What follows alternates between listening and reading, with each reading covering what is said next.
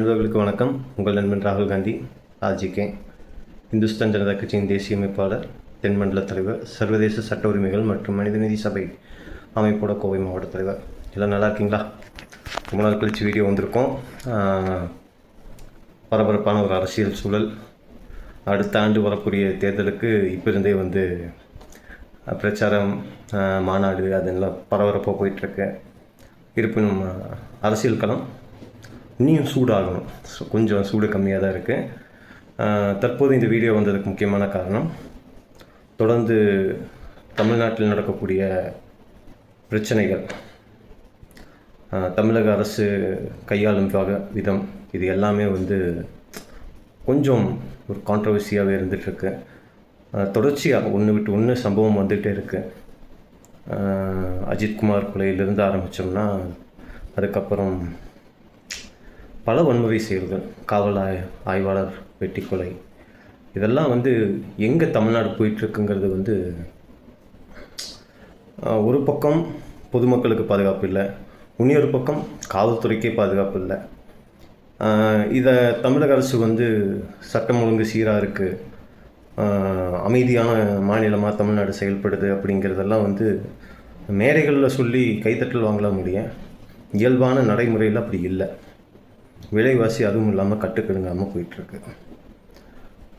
இதை எப்படி நம்ம ஒவ்வொருத்தரும் ஒவ்வொரு விஷயங்கள், வரதட்சணை பிரச்சனையாக, தற்கொலை, அது ஒரு பக்கம், கான்ட்ரவர்சிக்கு அளவே இல்லை, போதைப் பொருட்களோட நடமாட்டம் ரொம்ப அதிகம்.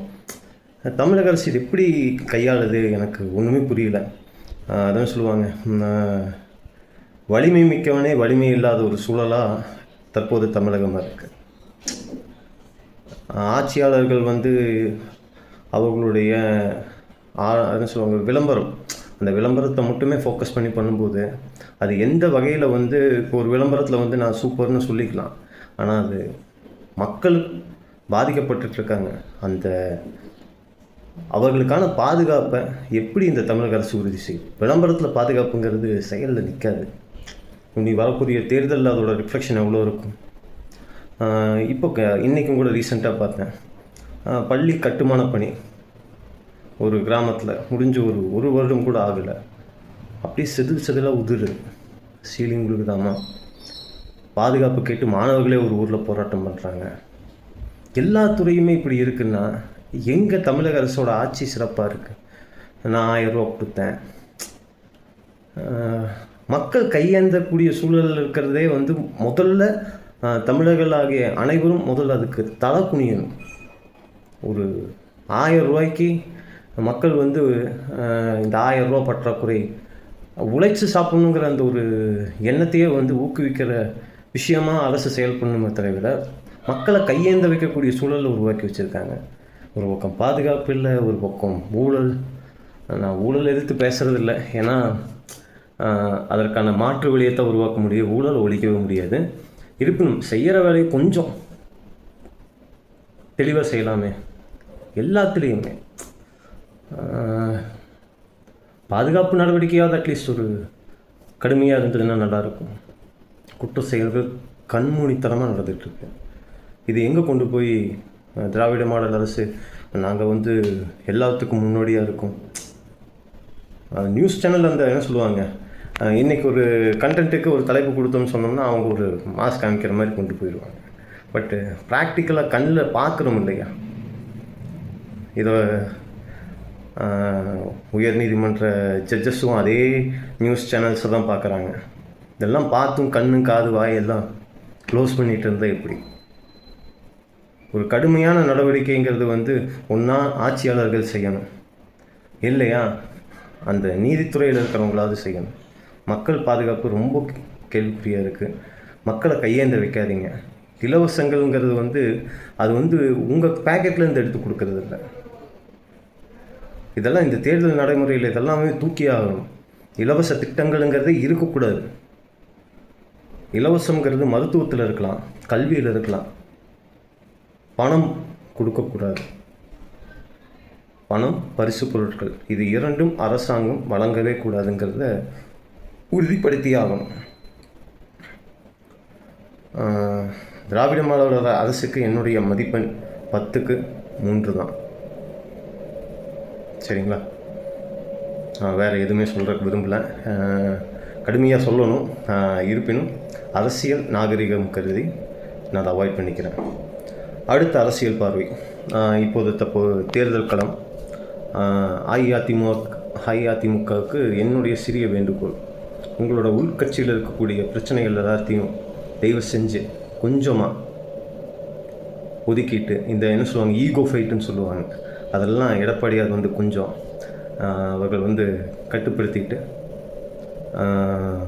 சசிகலா அம்மையாரையும் ஓபிஎஸ் அவர்களையும் டிடிவி தினகரன் அவர்களையும் ஒன்றிணைத்து ஒரு கட்டமைப்பை வந்து பிரிந்திருக்கக்கூடிய கட்டமைப்பு, எல்லாருமே ஒரு ஆளுமையோடு பயணித்தவங்க. நீங்களும் ஒரு முதலமைச்சராக பயணிச்சிருக்கீங்க. ஸோ அந்த ஆளுமையோடு பயணித்த அந்த விஷயத்தை ஒன்றிணைச்சிங்கன்னா மட்டும்தான் உங்களால் அடுத்த தடவை ஆட்சிக்கு வரக்கூடிய ஒரு சின்ன ஒரு மூமெண்ட் வந்து கொஞ்சம் பவராக தெரியும். வாய்ப்பு ஒரு 80% வந்துடும். ஏன்னா தற்போது இருக்கக்கூடிய அரசியல் களம் அப்படி இருக்கு. ஏடிஎம்கேக்கு என்னுடைய ஒரு அறிவுரை. பட் உங்கள் ஆட்சியும் மக்கள் பாதுகாப்பு ஓரளவுக்கு ஒரு சொல்லுவாங்க, என்னுடைய இதில் வந்து ஒரு 5 மதிப்பெண் கொடுப்பேன். பட்டு திட்டங்கள் அடிப்படையில் ஐயா இருக்கும்போதும் சரி, அம்மா இருக்கும்போதும் காட்டிலும் தமிழ்நாட்டுடைய கடனை வந்து ஒரு 3 லட்சம் கோடிக்கு மேலே ரேஸ் பண்ணி விட்டுருக்கீங்க. இவங்க தற்போது ஒரு 5 லட்சம் கோடி நியர்பை வந்துட்டாங்கன்னு நினைக்கிறேன். அடுத்த பட்ஜெட்டில் தெரிஞ்சிடும் இது 11 லட்சமா 10.5 லட்சமானு. ஏன்னா 5.76 12 லட்சமானு, 11 12ங்கிறது இப்போ திராவிட மாடல் டிஎம்கே அரசோடது தெரிஞ்சிடும். கடுமையாக பேசணும், ஆனால் இன்றைக்கி அந்த மைண்ட் செட்டப் இல்லை.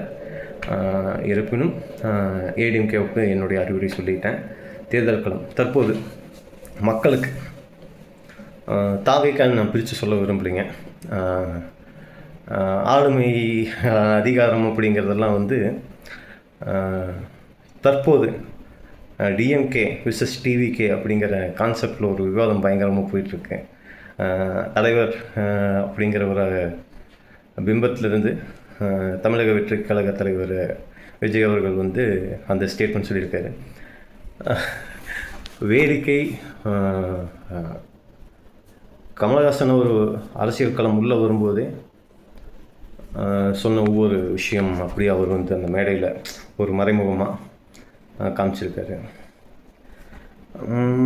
இருப்பினும் 2 பேர்த்துக்கும் வித்தியாசம் இல்லை.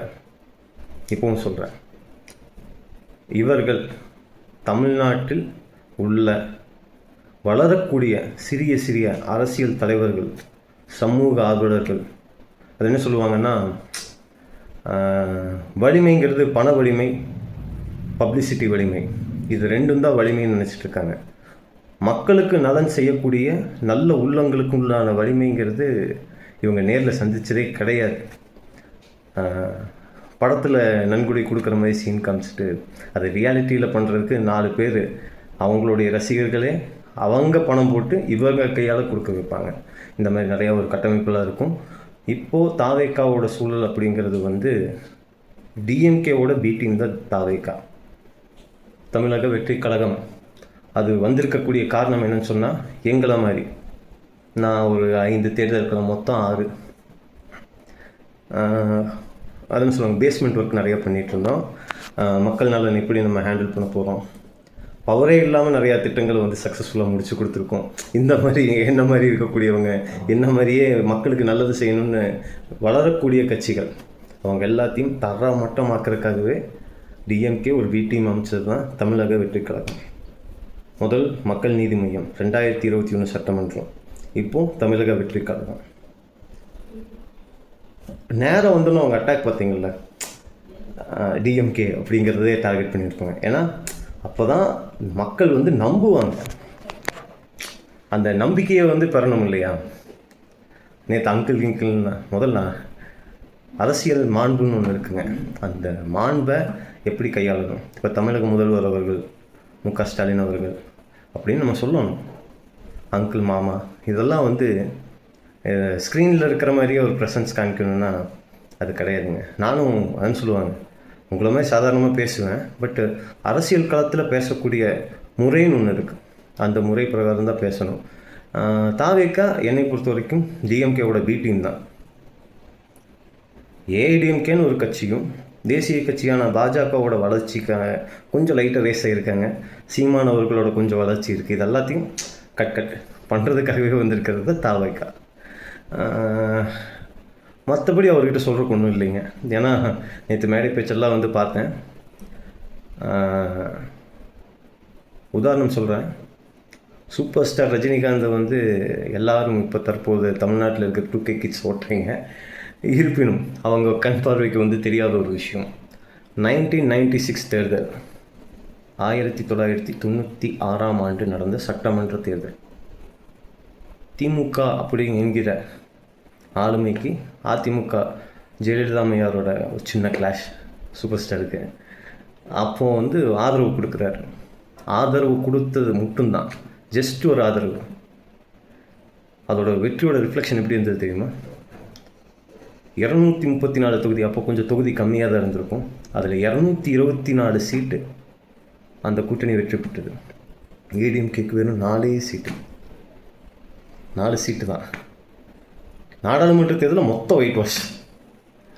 அப்போது தலைவரோட பவர் என்னங்கிறது, சூப்பர் ஸ்டார் அவரோட பவர் என்னங்கிறது, அவர் அரசியல் கட்சி ஆரம்பிக்கும் போது நான் ஆதரவு கிடையாது, ப்ராக்டிக்கலாக சொல்கிறேன், அவரோட தீவிர ரசிகன். இருப்பினும் நடிகர்கள் வரும்போது எங்களை மாதிரி கடினமாக மக்களுக்காக போராடி பல இன்னல்களை சந்தித்து குடும்ப சூழல்கள்லாம் அதுன்னு சொல்லுவாங்க, எங்களோட லைஃப் ஸ்டைலெல்லாம் வந்து ரொம்ப கிரிட்டிக்கலாக இருக்கும். பல கோடிகளில் போடுறவங்கள, பல ஆயிரங்களில் நாங்களாம் வாழ்கிற வாழ்க்கைக்கும் இவங்களோட லைஃப் ஸ்டைல் வந்தோடனே அந்த மகிடம் ஈழமெல்லாம் அவங்க கைக்கு போயிடும். அப்படிங்கும்போது அது ஒரு தாக்கம் இருக்கும். அது சூப்பர் ஸ்டார் அந்த டைம் அந்த பீரியட்லேயே ஒரு மாஸ் காமிச்சார். அவரை பற்றின 2K கிட்ஸுக்கு வந்து சரியாக தெரியாது. 224 சீட்டு, ஜஸ்ட் இமேஜின். அந்த மெஜாரிட்டியில் இது வரைக்கும் யாரும் தமிழ்நாட்டில் ஜெயிச்சதில்லை. ஓகேங்களா? அந்த நினைப்போட தமிழக வெற்றி கழக தலைவர் வந்து பண்ணுறாருன்னு அவர் நினச்சிக்கலாம். இருப்பினும் அவர் டிஎம்கேவோட பி டீம் தான். உண்மை அதுதான், ப்ராக்டிக்கலான விஷயம். எங்களை மாதிரி ஆட்களில் வெளியே தெரியக்கூடாதுங்கிறதுக்காக உருவாக்கக்கூடிய ஒரு பிம்பம், மக்களுக்கு ஒரு சின்ன சின்ன விழிப்புணர்வு. நீங்கள் ஜஸ்ட் ஒரு இமேஜின் பண்ணி பாருங்கள். இவங்க சாதனை பண்ண திட்டங்கள்னு சொல்லி ஒரு லிஸ்ட்டு போடுவாங்க இல்லையா, அது எல்லாமே மக்கள் என்ன சொல்லுவாங்கன்னா மக்களுக்கு செய்ய வேண்டிய அடிப்படை திட்டங்கள். இந்த அடிப்படை திட்டத்தை என்ன சொல்லுவாங்கன்னா, அங்கே ஒரு தொட்டி நான் தான் கட்டி கொடுத்துருக்கேன் தெரியுமா, தண்ணி தொட்டி, அந்த பேருந்து நிலையம் நான் தான் வச்சு கொடுத்துருக்கேன் தெரியுமா. அதை செய்யறதுக்கு தான் மக்கள் பிரதிநிதியாக முதலமைச்சராகட்டும், அமைச்சர்களாகட்டும், எம்எல்ஏ ஆகட்டும், அவங்க எல்லாத்தையும் வர வச்சது. மக்கள்லேருந்து ஒருத்தர் போய் மக்கள் பணி செய்யறதுக்கு அதுவே ஒரு சாதனைனா, அப்போ சாதனைன்னு என்னன்னு சொல்லுவீங்க? அதுக்கு ஒரு லிஸ்ட்டு ஒன்று சொல்லுங்க பார்ப்போம். நானில் ஒரு 100 கோடி சம்பளம் வாங்குற மாதிரி இருந்ததுன்னு வைங்க, இன்றைக்கி இருக்கிற ரேட்டிங்கில் ஹைகோர்ட்டே அலற அளவுக்கு பொதுநல வழக்கு நம்மளோட சைடில் இருந்திருக்கும் மக்கள் நல பணிகளுக்காக. ரெண்டாவது இன்னொரு விஷயம், குறைந்தது 50 to 100 கிராமம் சிவாஜி படத்தில் வர மாதிரி மாஸ் காமிச்சு வளர்ச்சியில் இருந்திருக்கும். Open fact. எங்களோட பேனாமுனை அதுன்னு சொல்லுவாங்க, ஒரு பெட்டிஷன் மூலிமா நிறைய சொல்யூஷன் வாங்கி கொடுத்துருக்கேன். இப்போ வரைக்கும் விவசாயிகள் மானியம் அதுன்னு சொல்லுவாங்க, 6000 ரூபாய் மானியம் பெற்றுருக்காங்க. அந்த மாதிரி லோன் மாரிட்டோரியம். இப்போது உங்களுக்கு அந்த கடனுக்கான புதிய சட்டம் என்னுடைய கடைசி தேர்தல் காலத்தில் போட்ட ஒரு வாக்குறுதி. இப்போ கரண்ட்லேயும் கூட பெட்ரோல் டீசல் ப்ரைஸுக்காக ஜிஎஸ்டிக்குள்ளே கொண்டு வரணுங்கிறதுக்கு ஒர்க் அவுட் பண்ணிகிட்ருக்கோம். விரைவில் அது வந்து சர்ப்ரைஸாக நடக்கும். விலைவாசி வரி எதிர்த்து அப்படின்னு நம்ம சொல்லி எடுத்துருந்தோம். இப்போ ஜிஎஸ்டி வரியே வந்து கட் ஆஃப் பண்ணுறாங்க. அதனால் கொஞ்சம் விலைவாசி கட்டுப்பாடாகும். இருப்பினும் தாவேக்கா தலைவர் வந்து சாதனைன்னு சொல்கிறதுக்கு ஒன்றுமே இல்லை. மேடையில் வசனங்கள் பேசலாம், வசனங்கள் 1000 பேசலாம். ஆனால் ரியாலிட்டியில் ஒரு பேனா எடுத்து ஒரு மனு எழுதுறதுக்கு தகுதியான நபரா அப்படிங்கிறத மக்கள் சிந்திக்கணும். வசனங்கள் வேறு, அரசியல் வாழ்க்கைங்கிறது வேறு. எங்களை மாதிரி ஒரு சாதாரண அரசியல் தலைவர்கள்லாம் வந்து வளரவே கூடாதுங்கிறதுக்காக பெரிய பெரிய அரசியல் கட்சிகள் வைக்கக்கூடிய ஒரு ஸ்பீட் பிரேக்கர். இனியும் தேர்தல் களம் அப்படின்னு சொல்கிறோம் இல்லையா, உள்ள தேர்தல் டைமில் நடக்கக்கூடிய விஷயங்கள்னு இருக்குது. அதிகாரிகள் அந்த மனு தாக்கல் இதெல்லாம் இருக்குது. இதெல்லாம் இன்னும் அல்டிமேட்டாக இருக்கும். அதெல்லாம் வந்து அவங்களுக்கு எல்லாமே ப்ராப்பர் கைடன்ஸ் வந்து பெரிய கட்சிகள் கொடுத்துரும். நீங்கள் நல்லா வாட்ச் பண்ணுங்கள். ஒரு புதிய ஒரு வேட்பாளர் உள்ளே போயிருக்கு, யாராவது ஒரு அனுபவம் கேளுங்க. சார் நீங்கள் வேட்புமனு தாக்கல் பண்ணும்போது எப்படி இன்னல்களை அனுபவிச்சிருக்கீங்கன்னு. இதே ஒரு கமலஹாசன் தரப்பில் இப்போ மக்கள் நீதி மையம் நின்ற போது கேட்டு பாருங்கள், ஒரு இன்னல் இருந்திருக்கு. இதே நான் தமிழர் கட்சி கேட்டு பாருங்கள். ஃபஸ்ட்டு பிகினிங் ஸ்டேஜில் அவங்களே கொஞ்சம் ஸ்ட்ரகிள் ஆனாங்க மனு தாக்கல் பண்ணும்போது. இந்த மாதிரி ஒரு கட்டமைப்புங்கிறது வந்து அவங்க இறக்கக்கூடிய நபர்கள் வந்து ஃபுல் ப்ரொடெக்ஷன் எல்லாமே அவங்களுக்கான ஃபேவரான விஷயங்கள் எல்லாமே அமையும். இதே நம்ம வந்து ஒரு ரியாலிட்டியில் எங்களுக்கு அந்த மாதிரி நடக்க, நான் 2014 நிற்கும் போதில் வேஷ்டியை மடிச்சு கட்டிட்டு திருப்பி அஃபிடவிட் ப்ரிப்பேர் பண்ணுறதுக்கெல்லாம் ஓடின காலமெல்லாம் இருக்குது. கடைசி நொடி வரைக்குமே த்ரில்லிங்காக இருக்கும். அந்த மாதிரிலாம் இருந்திருக்கேன். நான் என்ன சொல்கிறது, மக்கள் இன்னும் ஆடுகள் மாதிரி இருக்கிறது வேதனையும் மிச்சம். கொடுத்தேன் 1000 ரூபா கொடுத்தேன், இலவச பேருந்து கொடுத்தேன்னு சொல்லி ஒரு பக்கம், இன்னொரு பக்கம் என்ன கொள்கைன்னே தெரியாமல் ஒரு தலைமையில் நின்று பயங்கரமாக பேசக்கூடிய வரும்போதே கொள்கையோட அடிப்படையே என்னன்னு தெரியல, பேசிக்கான கொள்கை. இப்போ நான் என்ன சொல்கிறேன், ஒரு அரசியலுக்குள்ளே வரோம், சுய அறிவோடு வரணும், சுய அறிவு சுய திட்டங்களோடு வரணும். பல பேர் பல ஆயிரம் கருத்துக்கள் சொன்னாலும் முதல் ஆளுமை மிக்க ஒரு தலைவராக இருந்ததுன்னா அந்த தலைவருக்கான காப்பீடிக்காத திட்டம் சொல்கிறேன். நான் குறை சொல்லாத அரசியல்னு சொல்லி களத்துக்குள்ளே வந்தேன். அன்று குறை சொல்லாத அரசியலோட வலிமை என்னென்னு 2 பெரிய தலைவர்கள் அதை வந்து அந்த ஒரு கொள்கையை கொஞ்சம் ஃபாலோ பண்ணாங்க தேர்தல் காலத்தில். அதெல்லாம் பெருமையாக இருந்தது, ஃபேக்ட். 2வது, மக்களுக்கான திட்டங்களை எப்படி அரசு திட்டங்களை நம்ம வழிவகை செய்வோம், நேரடி வருவாய் கொள்கை, மொழியோட மாநில மொழிகளோட வலிமையை எப்படி உயர்த்துறது, இதுக்கான எல்லா திட்டங்களையும் நேரடி களத்தில் நின்று அரசு பள்ளி மாணவர்களுடைய கல்வித்திறனை மேம்படுத்துறது, இந்த மாதிரி பல விஷயங்களை நம்ம முன் வச்சுருக்கோம். நேரடியாகவே சொல்லுவோம். இப்போ நடந்து முடிஞ்ச தேர்தலில் எவ்வளோ பிரச்சனை, 2024 நாடாளுமன்ற தேர்தலில் அவ்வளோ பவர்ஃபுல்லான அண்ணாமலை அவரை நேரடியாக வச்சு கரெக்டாக அவரை வந்து அவர் செஞ்ச தவறை சுட்டி காமிச்சேன். ஒரு தேசிய கட்சி, ஒரு சாதாரண சொன்ன கொஞ்சம் பவர் இருக்கும், ஏன்னா அனுபவம் இருக்குது, அரசியலில் களத்தில் எப்படி கையாளணுங்கிற விஷயங்கள் தெரியும். ஸோ அதனால் அனுபவம் மிக்க ஒரு அரசியல் தலைவராக நம்ம ஃபைட் பண்ணோம். இருப்பினும் அந்த ஃபைட் முடிஞ்சிருச்சுன்னு எல்லாம் நம்புகிறாங்க. இல்லை, அதுக்கான ப்ராசஸ் இன்னும் ஆனில் தான் இருக்குது.